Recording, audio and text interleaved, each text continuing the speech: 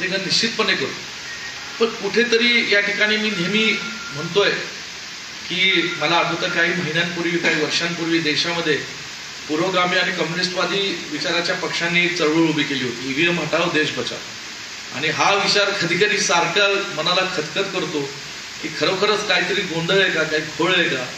कारण जी माणसं या ठिकाणी आज म्हणजे काही महाराष्ट्रातले असे धक्कादायक निकाल लागलेले, जिथं लोकसभेमध्ये प्रचंड मताधिक्य त्या विधानसभेमध्ये महाविकास आघाडीला होतं, जिथं त्या नेत्यांचं प्रचंड मोठं काम त्या विधानसभेत चांगलं आहे, त्यांची कार्यकर्त्यांची फळी आहे किंवा संस्थात्मक फळी आहे, आणि अशा ठिकाणी सुद्धा जर दुर्दैवाने काही पराभवाला सामोरं जावं लागत असेल कुठेतरी काहीतरी गडबड आहे.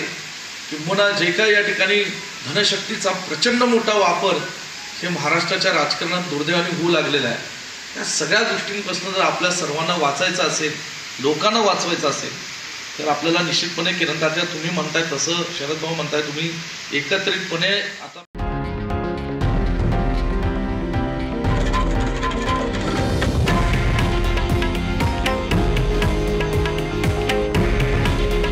हे आहे देशातील नंबर 1 न्यूज नेटवर्क आणि आपण पाहत आहात TV9 मराठी.